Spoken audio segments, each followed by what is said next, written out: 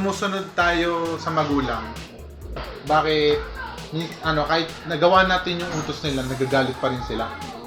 Paano niya iniutos na gawin, ganun yung siya gagawin. So, walang excuses na baka kasi nagiging kaya ako siya naman mas magaling. Ang point kasi doon, binigyan ka ng instruction. Yun yung sinasabi ni Kuya Amber sa amin, ni Papa Boom. Binigyan kasi kayo ng instruction. So, ano yung sinabi? Hindi nila.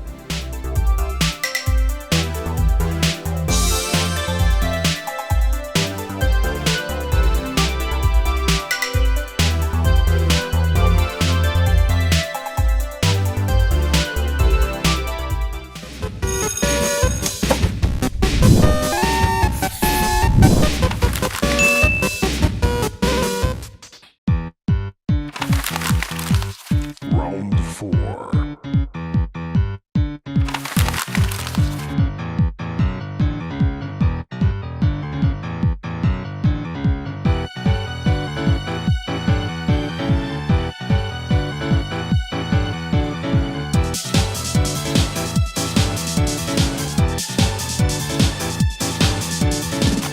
According to the armor of Yahweh, His word was represented by what?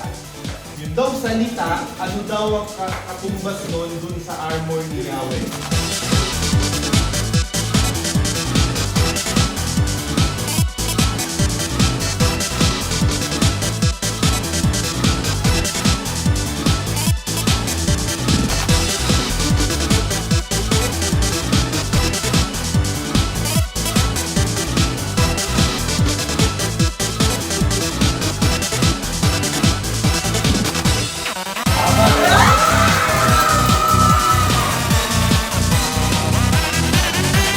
May panahon daw ng katahimikan at panahon ng blank.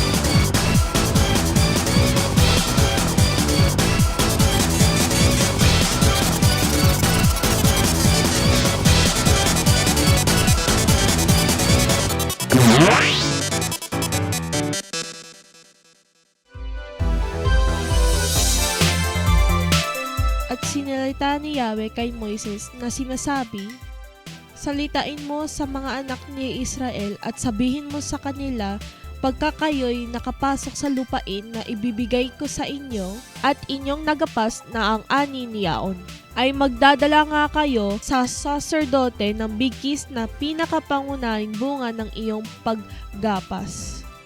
At aalugin niya ang bigkis sa harap ni Yahweh upang tanggapin sa ganang inyo.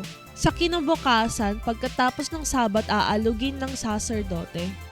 At sa araw na inyong aalugin ang bigkis, ay maghahandog kayo ng isang korderong lalaki ng unang taon na walang kapintasan na pinakahandog na susunugin kay Yahweh."